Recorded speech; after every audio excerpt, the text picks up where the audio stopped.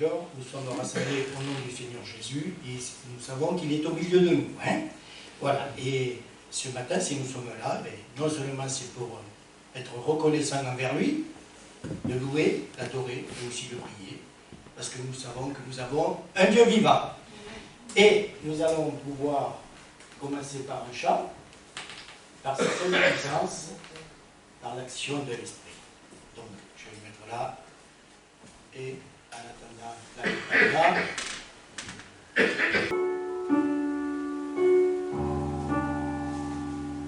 Par sa seule puissance.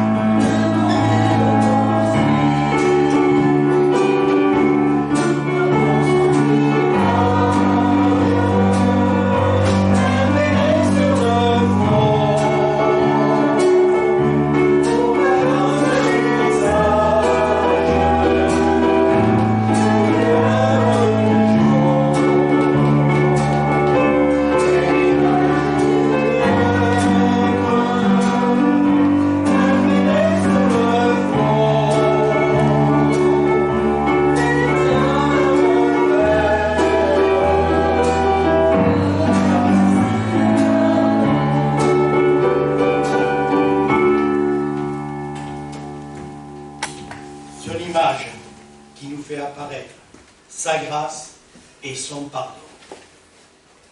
Voilà. Nous allons écouter le psaume 13 que Catherine va nous lire et elle apportera aussi un petit commentaire. Psaume 13. Jusqu'à quand, Éternel, nous diras-tu sans cesse? Jusqu'à quand me cacheras-tu ta face? Jusqu'à quand aurai-je des soucis dans mon âme et chaque jour des chagrins dans mon cœur? Jusqu'à quand mon ennemi se lèvera-t-il contre moi? Regarde, réponds-moi, Éternel mon Dieu. Donne à mes yeux la clarté, afin que je ne m'endorme pas du sommeil de la mort, afin que mon ennemi ne dise pas « je l'ai vaincu », et que mes adversaires ne se réjouissent pas si je chancelle. Moi, j'ai confiance en ta bonté, j'ai de l'allégresse dans le cœur à cause de ton salut. Je chante à l'Éternel, car il m'a fait du bien. Alors, on va lire un petit commentaire au sujet de ce psaume. Ce psaume de David, il exprime l'angoisse qui étreint son serviteur dans le sentiment que l'Éternel l'a oublié. L'ennemi semble triompher. Cependant, l'Éternel mesure le temps de l'épreuve et sa réponse produit un chant de reconnaissance. L'angoisse est si profonde que David se croit oublié de Dieu. Consulter son âme ne fait qu'accroître sa détresse et son appréhension. Luther a écrit qu'ici, l'espérance commence à désespérer et pourtant le désespoir espère encore. Deux expressions, quoique contradictoires, traduisent bien l'alternance possible des sentiments dans une épreuve prolongée. Jusqu'à quand? Supplication de celui qui veut espérer, envers et contre tout. 4 fois répété par David au début de ce psaume. M'oublieras-tu toujours? Expression angoissée de celui que Dieu semble avoir oublié. Seul Christ connaîtra la réalité de l'abandon de Dieu sur la croix. Malgré le danger pressant, Dieu reste la seule ressource de ce fidèle serviteur. Sa prière se fait plus ardente. Regarde, réponds-moi, illumine mes yeux. Réponse divine, joie et louange, au verset 5. Aussitôt exprimée, la prière est exaucée. Avant qu'il crie, je répondrai. Et pendant qu'il parle, j'exaucerai. Selon Ésaïe 65, verset 24. Tout change alors dans l'âme du psalmiste. Il exalte désormais le salut et la bonté de l'Éternel. En conclusion, ce psaume 13. Le chrétien peut parfois éprouver cette même angoisse que le roi David, sous la pression de circonstances contraires ou devant le débordement du mal dans notre société. Prendre conseil de soi-même, éliminer ses problèmes, augmente bien souvent cette tristesse. Se tourner vers le Seigneur en rejetant sur lui tout souci, illumine notre âme et fait du bien. Qu'il en soit ainsi pour chacun. Je laisse la place à Joël.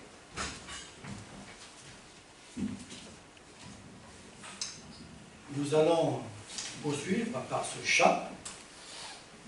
Tournez les yeux vers le Seigneur.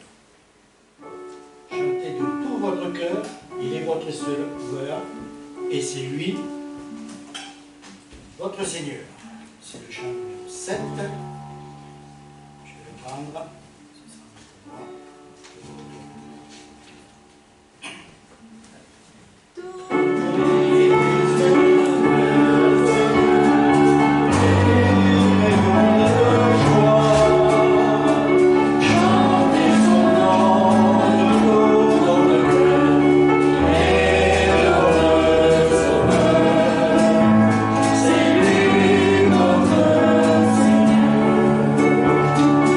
Yeah.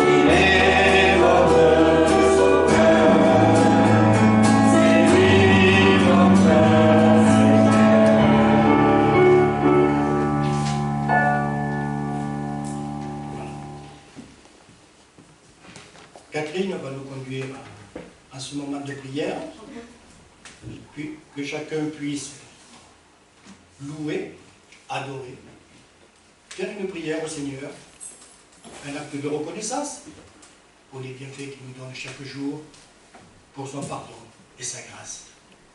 Que chacun puisse prier soit dans son cœur, soit à haute voix. C'est une expression de foi. Que le Seigneur vous bénisse ce matin, au travers de ce culte, au travers de ce message. C'est là aussi notre prière. Oui, Seigneur, nous ne pouvons que te remercier d'être là ce matin. Pas d'être là seulement physiquement, mais d'être là avec toi, pour toi. Reçois ce matin la louange et l'adoration de notre cœur, que nos prières montent vers toi comme un encens de bonne odeur. Seigneur, merci pour ces moments de partage et que ton nom soit glorifié. Amen. Ces prières, non seulement tu les entends, mais aussi par la foi, tu les exhortes. Parce que nous savons, et je le répète encore une fois de plus, Dieu est vivant. Amen. Amen. Nous allons poursuivre par ce chant. Je vais dans les pas du Seigneur. Le long de chemin qu'il me trace, et serrant la parole à mon cœur, qu'est-ce que je fais? Qu'est-ce que je fais avec ce chant? Eh bien, vous savez, on peut être heureux, même si on n'a pas grand-chose, mais si on a la foi en Jésus notre Sauveur, on peut être heureux. Mais pour être heureux, il faut avoir 2 sacs. Ce n'est pas le témoignage, hein, c'est par expérience. On prend 2 sacs. Vous voyez? 2 sacs. Voilà. On prend 2. Ça m'arrive, hein? Il faut faire le marché ici. Mais pourquoi 2 sacs? Chaque chrétien devrait avoir 2 sacs. Alors pourquoi faire? Quand j'étais dans l'armée, on avait un sac à dos avec l'armement.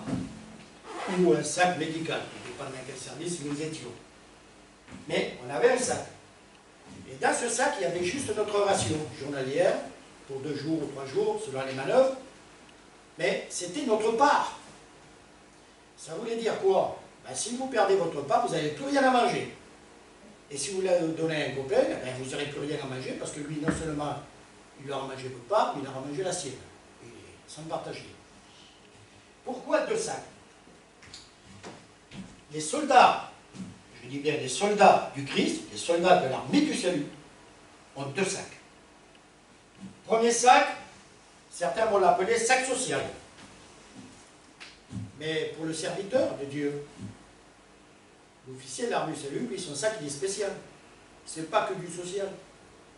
C'est le sac spirituel, le sac de la parole de Dieu. Un sac pour donner la bénédiction. Voilà ce qu'il y a.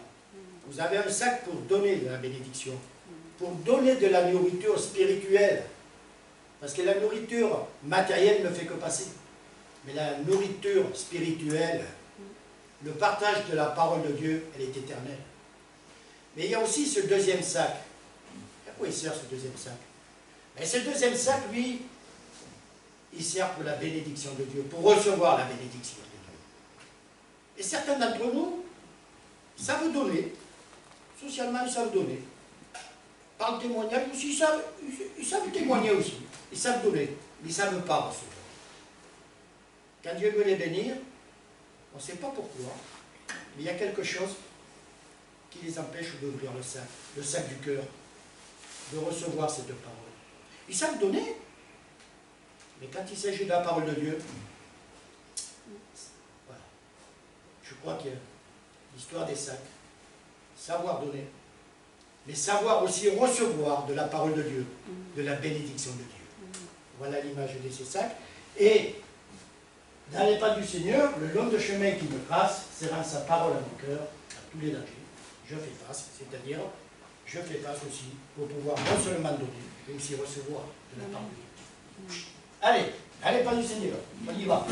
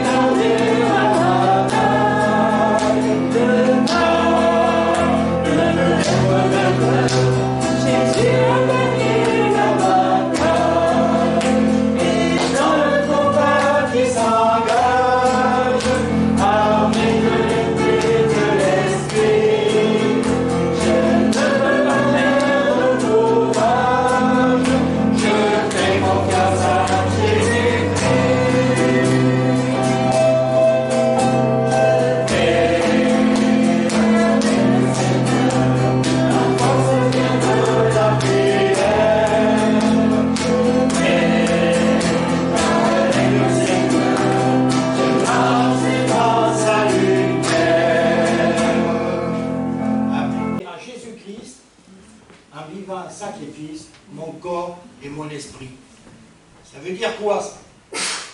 Ça veut dire qu'en suivant Jésus-Christ, on n'aura pas de louanges. On n'est pas là pour les recevoir, de toute façon. Mais nous allons souffrir à cause de notre témoignage au Fils de Dieu. Alors souffrir, il ne faut pas que la manière ne regarde que Dieu, mais souffrir à cause de Jésus. C'est ce qu'il y a de plus glorieux.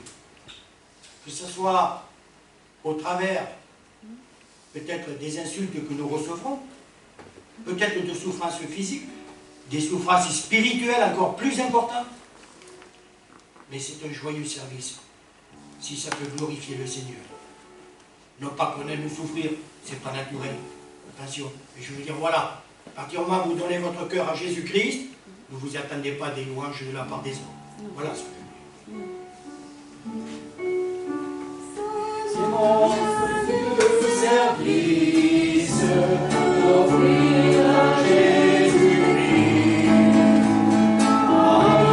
mon sacrifice, mon corps et mon esprit, à cette offrande, bien-aimé Fils de Dieu, et que sur moi descende la flamme du Seigneur, et le nouveau salut, car ton amour en moi, et dans mon cœur consume ce qui n'est pas à toi.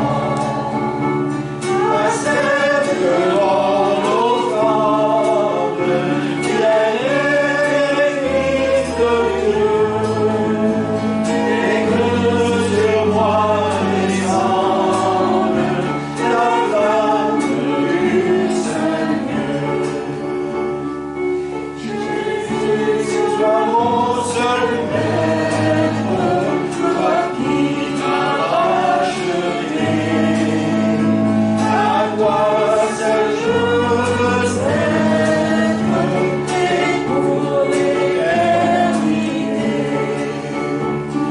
Accepte mon offrande, bien-aimé Fils de Dieu, et que sur moi descende la flamme du Seigneur.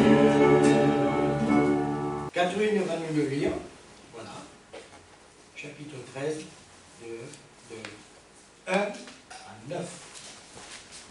En ce même temps, quelques personnes qui se trouvaient là racontaient à Jésus ce qui était arrivé à des Galiléens dont Pilate avait mêlé le sang avec celui de leur sacrifice.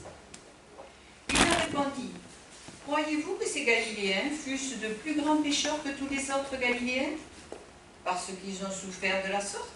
Non, je vous le dis, mais si vous ne vous repentez pas, vous périrez tous également.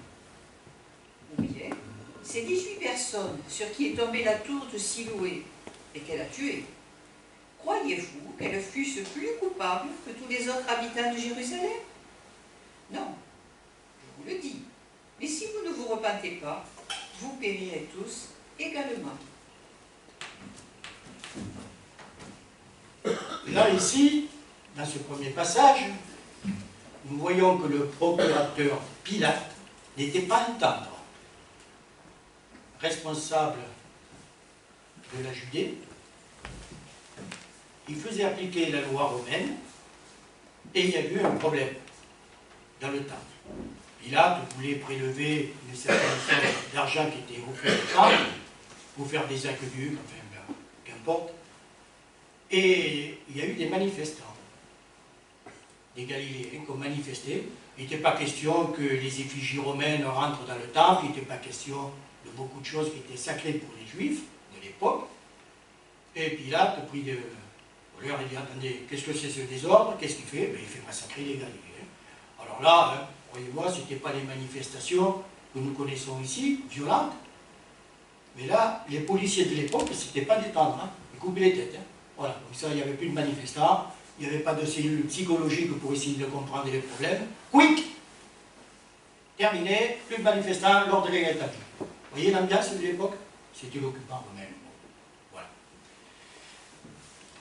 Le deuxième passage, mais on va revoir ça après en détail tout à l'heure, il y a la parabole du figuier stérile. Donc, on avait dit de 1 à 9. Alors, nous sommes au verset 6 cette fois-ci. Jésus dit cette parabole. Un homme avait un figuier planté dans sa vigne. Il y vint pour y chercher du fruit, ce qui est tout à fait normal. Il n'en trouva point. Alors il dit au vigneron, voilà 3 ans. 3 ans. Que je viens chercher du fruit à ce figuier et je n'en trouve point. Coupe-le. Pourquoi occupe-t-il la terre inutilement? Le vigneron lui répondit, Seigneur, laisse-le encore cette année. Je creuserai tout autour et j'y mettrai du fumier. Peut-être à l'avenir donnera-t-il du fruit, sinon tu le coupes. Sinon, tu le couperas. À lui, vous voyez, c'est pas le serviteur. Toi, le maître, tu le couperas. C'est ta décision, elle sera respectée. Voilà, alors probablement, dans cette lecture, probablement, nous sommes en Transjordanie, dans le village de Béthanie, à une 60aine de kilomètres de Jérusalem, vers le mois de janvier ou mars de l'année 30. À la suite de ce récit, 2 questions restent posées. Pourquoi Dieu a-t-il permis le massacre pieux de Galiléens par la main du gouverneur Pilate? Pourquoi?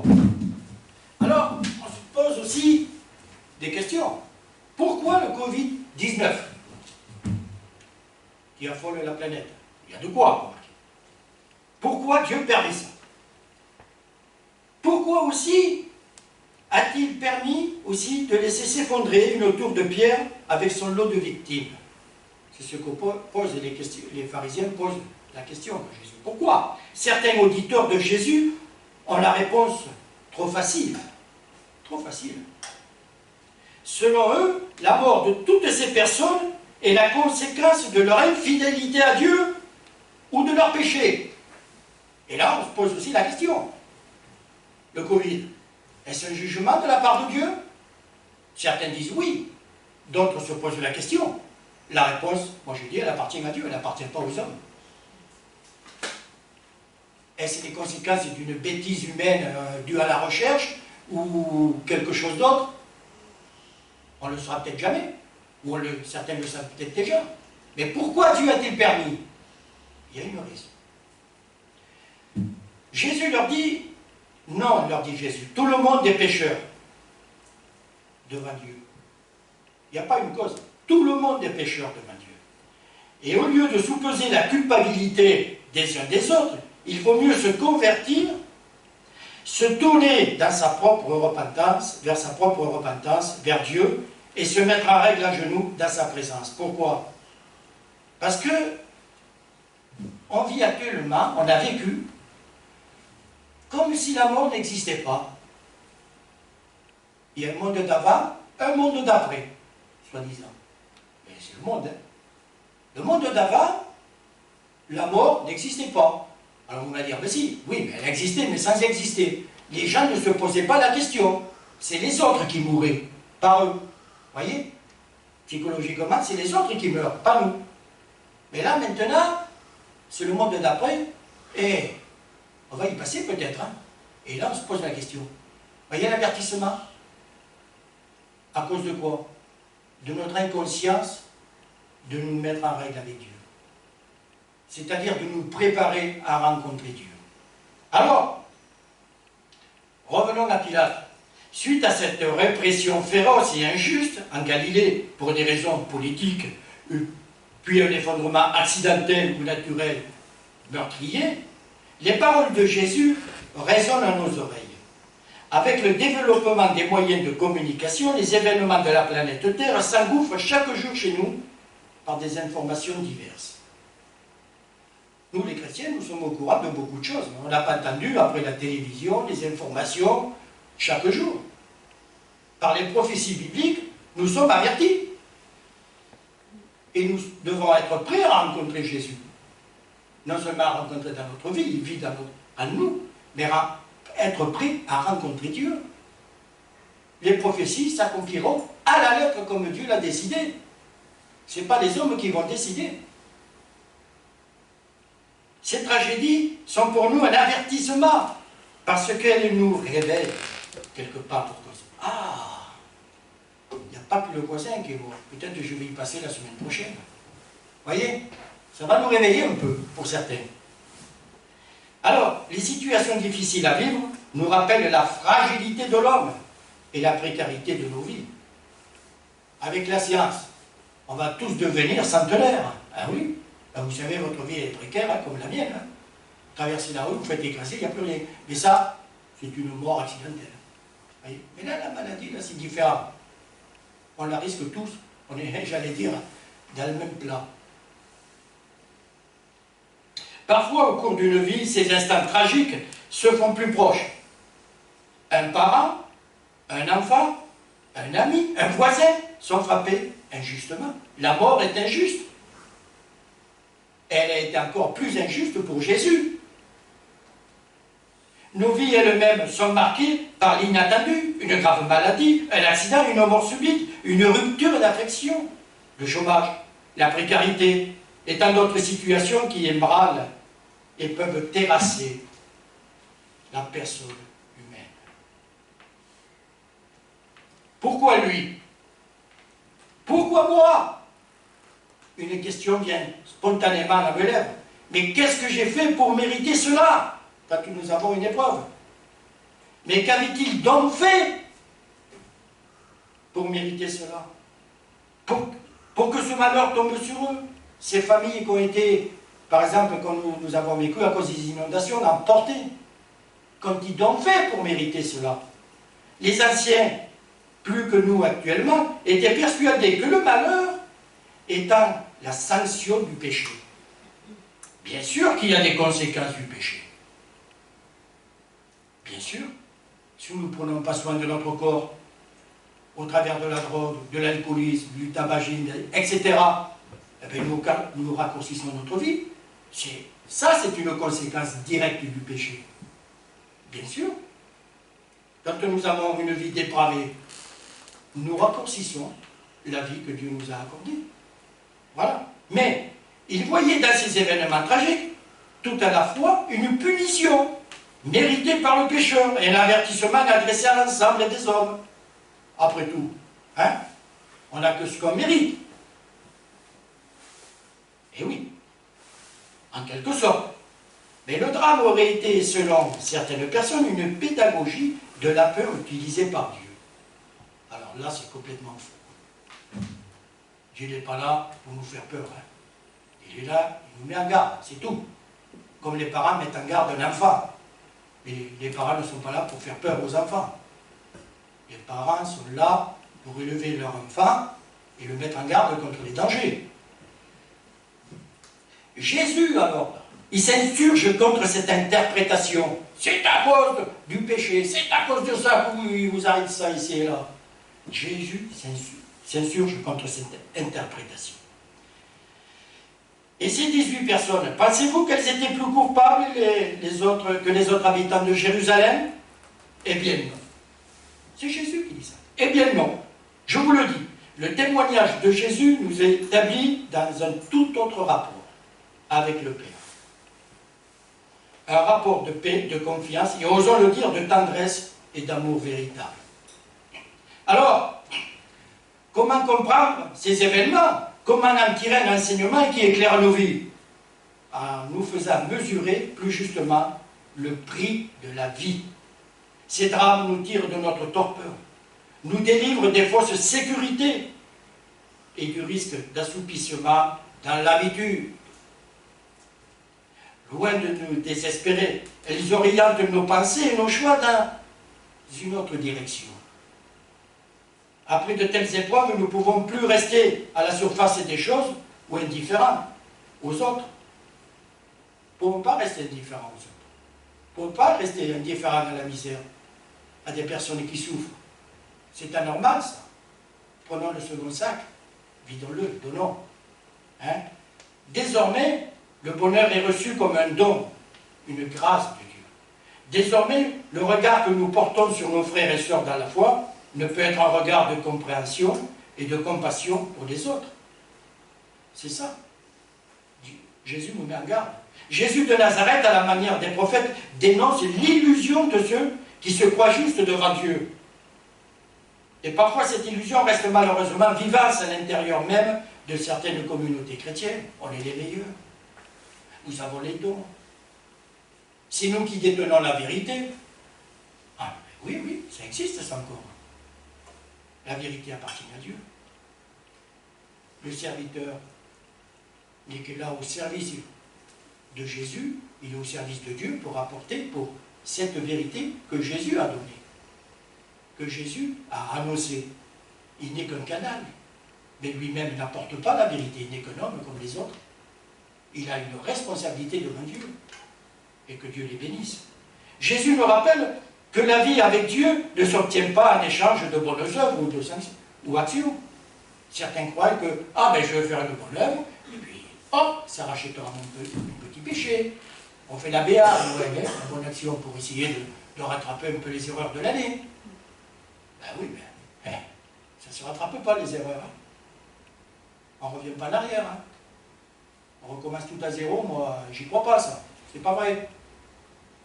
On peut chanter, on repart tout à zéro. Non, on repart par la grâce de Dieu, parce que lui, il a effacé notre péché, mais pas nous. Elle est donnée gratuitement par grâce.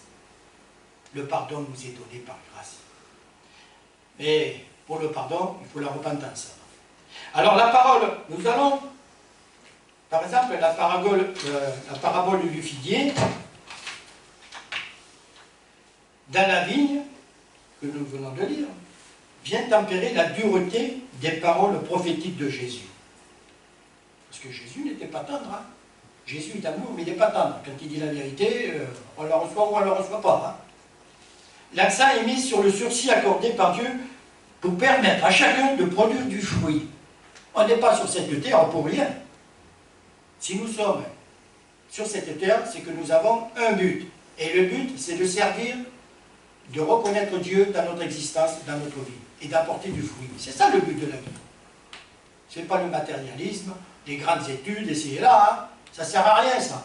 Le jour qu'on nous mettra un costume en bois, on n'apportera pas le diplôme, et notre coffre-fort. Hein. Ça ne sert à rien, ça. Il est bon de s'instruire, mais je veux dire, ça ne doit pas être un but.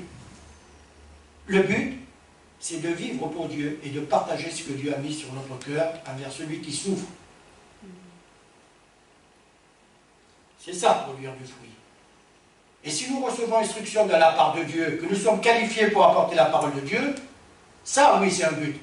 De partager de ce que nous avons reçu de Dieu.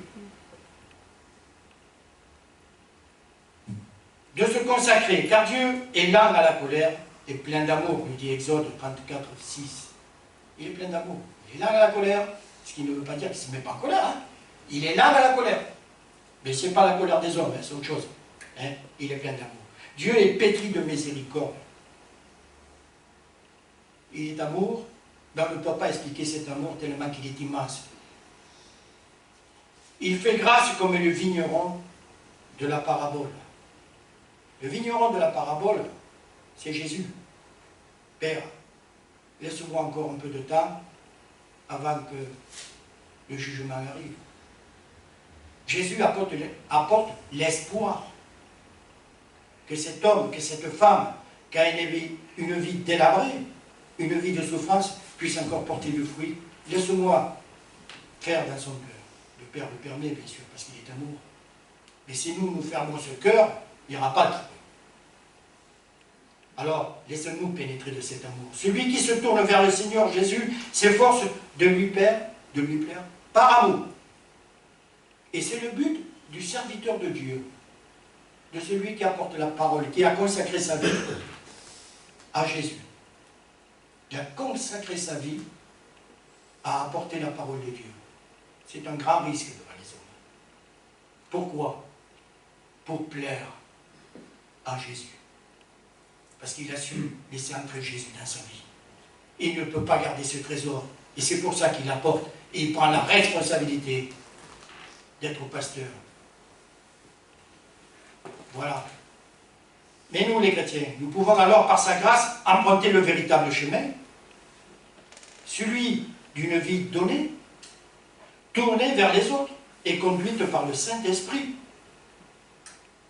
Parce que sans Dieu, dans notre vie, sans l'action du Saint-Esprit, on ne peut rien faire, on n'est pas capable. Pour porter du bon fruit à la seule gloire de Dieu. Voilà, je préfère être court, je dis Amen, et que cela puisse vous accompagner dans la grâce du Seigneur.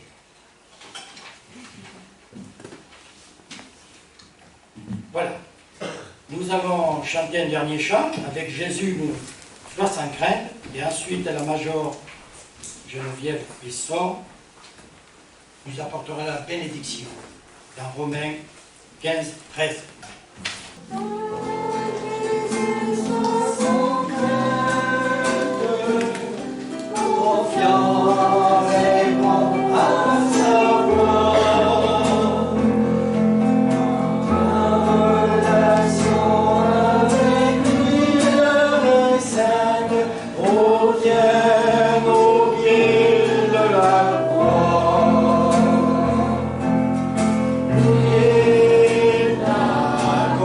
Bye.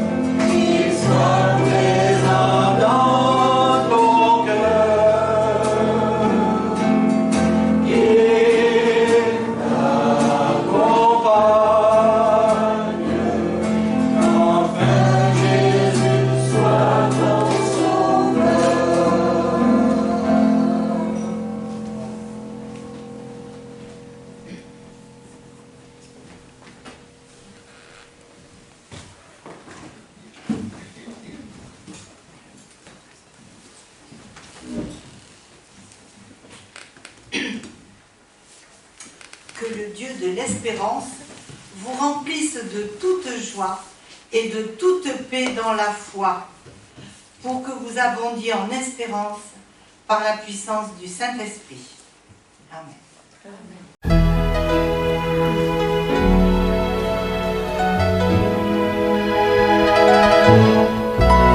la grâce